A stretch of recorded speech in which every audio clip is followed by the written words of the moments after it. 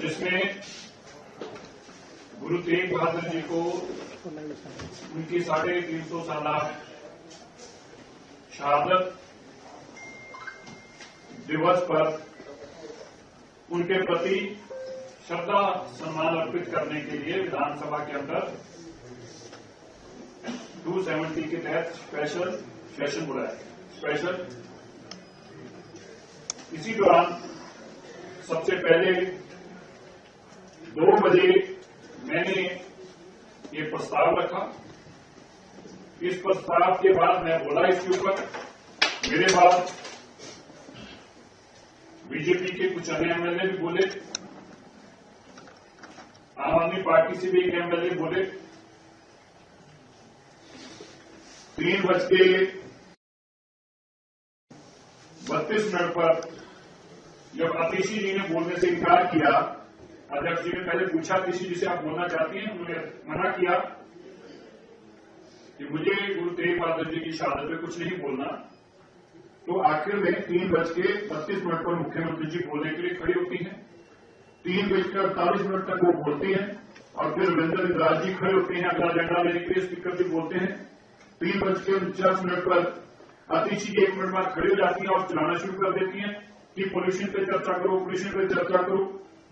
इसी दौरान 3:50 पर परवेश वर्मा जी खड़े होकर आतिशी जी को जवाब देते हैं कि कल के लिए पोल्यूशन की चर्चा पहले से रखी हुई है। और आतिशी जी वो अपशब्द बोलते हैं जो मेरी हिम्मत नहीं है बोलने की। आपने सुना क्या सम्मान करो, किसका सम्मान करो, आपने सब सुना है। जब गुरु तेग बहादुर जी के शहादत पर उनके सम्मान के प्रति 270 के तहत एक चर्चा की जा रही थी, ना तो इससे पहले कोई ऐसी चर्चा थी जो नाम उन्होंने दिए, जो उन्होंने कहा इनका सम्मान करो। मैं बात पर कह रहा हूं कि मैं वो शब्द भी नहीं बोल रहे ठीक समय तक। आतिशी जी ने जो अपशब्द बोले वो किस रेफरेंस में बोले, क्या आतिशी जी बता सकते हैं उन्होंने शब्द क्यों बोले थे, उन्होंने शब्द किसके लिए बोले थे? क्योंकि सुबह से लेकर तो गुरु तेग बहादुर जी की कोई चर्चा हुई थी और इसके बाद भी वैसी चर्चा नहीं थी।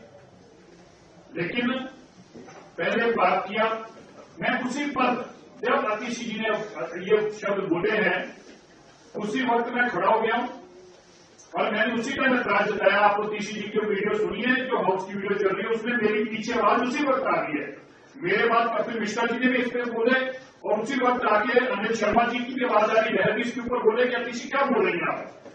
आतिशी जी उसी वक्त विधानसभा छोड़कर भागे। 3-4 दिन से 5 दिन से उस दिन से वो लापता है। गुरु तेग बहादुर जी के प्रति अपशब्द बोलने वाले आतिशी मार्टिना जी लापता है।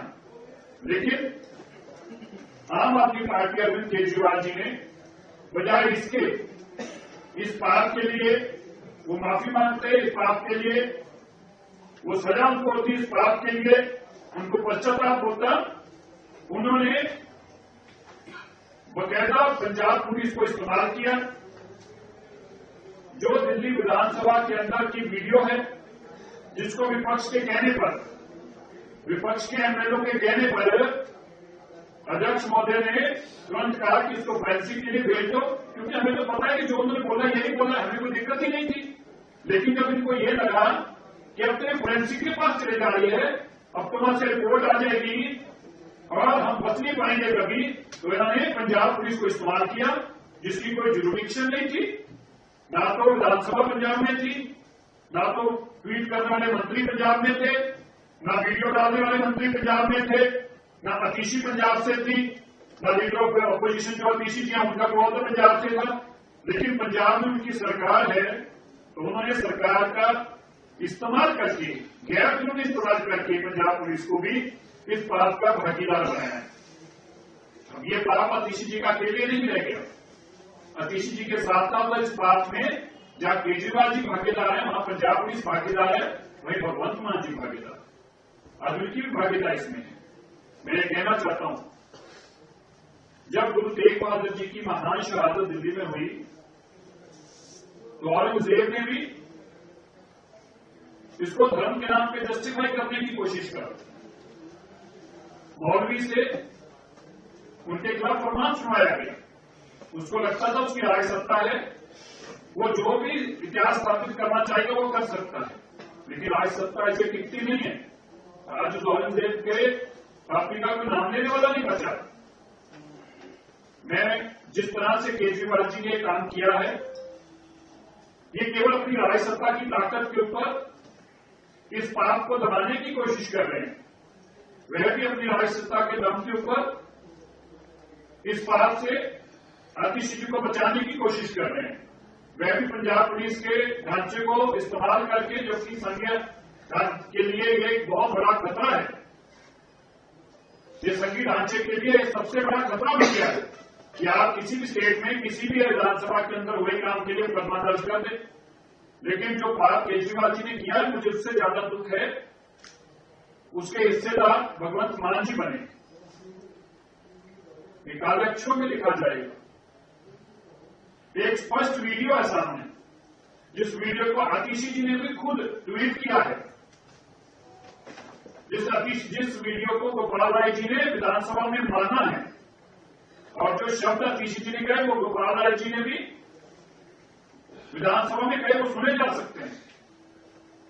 इसके बावजूद मैं ये एफआईआर आपको पढ़ के सुनाना चाहता हूं। एक ड्रामेबाजी करी और क्या लिखा कि किसे बचाने की कोशिश की जा रही है आतिशी जी को, और उसके लिए पंजाब पुलिस को इस्तेमाल किया जा रहा है। लिखा है जी कि viral clip is selectively edited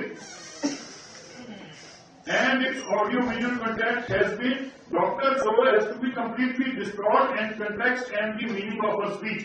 तो बताइए, विधानसभा में जो उन्होंने बोला, उनकी स्पीच की कॉपी आज भी लाइव यूट्यूब पे पड़ी है, फेसबुक पे पड़ी है, तो उसको कोई कैसे डॉक्टरेट कर सकता है? किस तरह से उस वीडियो क्लिप को कोई एडिट कर सकता है, या उस वीडियो क्लिप के अंदर कोई अपनी आवाज कैसे डाल सकता है किसी जी की? और मैं फिर से कहूं कि उसकी दूसरी कॉपी तो फेसबुक पे भी पड़ी है, यूट्यूब पे भी पड़ी है, और हमने तो खुद उसको भेजा था। अध्यक्ष जी ने सत्ता पक्ष और विपक्ष के कहने पर अब एडमिट किया, जब विपक्ष ने कहा कि इसको फॉरेंसिक साइंस की लेबोरेटरी भेजा जाए।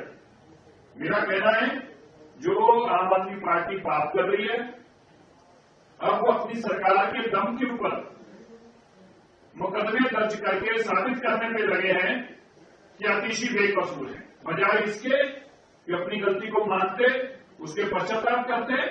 आज भी वो इतने अहंकार में है, सत्ता का अहंकार इतना सिर पर चढ़ गया कि जो इतिहास हम चाहेंगे हम लिखवा सकते हैं, क्योंकि सरकार हमारी है, पुलिस हमारी है। लेकिन सरकार पुलिस साथ नहीं जाती। मैं भगवंत मान जी को और अरविंद केजरीवाल जी को कहना चाहता हूं, जो पाप आतिशी जी ने किया है वो माफ करने योग्य नहीं है। आप उस पाप का हिस्सेदार मत बनो, आने वाले समय भी आपको कभी माफ नहीं करेगा। और भगवंत मान जी खास तौर पर, आप एक पंजाब के सिख मुख्यमंत्री हो, आपका दायित्व ज्यादा बनता है। गुरु साहिब के आदर्श सत्कार में अगर कोई पाप करता है तो उसको उसका पश्चाताप करना चाहिए, ना कि अपनी सत्ता के दम के ऊपर, अपनी हैंकड़बाजी के ऊपर उस इतिहास को बदलने की कोशिश करना।